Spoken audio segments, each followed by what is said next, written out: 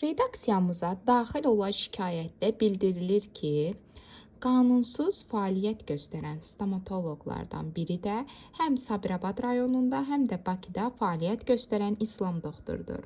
Lisenziyasız stomatoloji fəaliyyət insan sağlamlığı üçün olduqca təhlükəlidir. Son illərdə bəzi bölgələrdə, xüsusilə kənd yerlərində stomatoloji xidmət adı altında qeyri-qanuni fəaliyyət göstərən şəxslərin artması narahatlıq doğurur. Təəssüf ki, tibb təhsili almadan, heç bir lisenziyaya, sertifikata malik olmadan diş həkimi kimi fəaliyyət göstərən insanlar təkcə qanunu pozmurlar, həm də insanların sağlamlığına ciddi ziyan vururlar.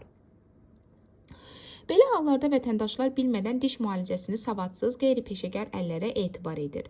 Nəticədə infeksiya, düzgün müalicə olunmayan dişlər və daha ciddi sağlamlıq problemləri meydana çıxır. Bəzi hallarda bu hətta geri dönüş olmayan fəsadlara yol açır. İslam doktor da məhz qanunsuz fəaliyyət göstərən belə stomatoloqlardan biridir.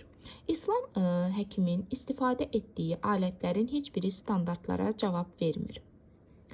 Pasiyentlərdən aldığı pulun qarşılığında onlara çek və yaxud hansısa bir sənəd vermir. Və ən əsası İslam doktor dövlətə heç bir vergi, rüsum ödəmir. Bu da onunla qaynaqlanır ki, İslam doktor həqiqətən də qanunsuz fəaliyyət göstərir.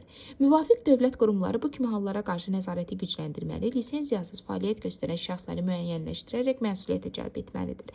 Hər bir vətəndaş da diqqətli olmalı, diş müalicəsi üçün yalnız rəsmi qeydiyyatda olan təhsilli və lisenziyalı həkimlərə müraciət etməlidir. Məsələ ilə bağlı üzümüzü tuturuq bütün aidiyyatı qurumlara və güc strukturlarına.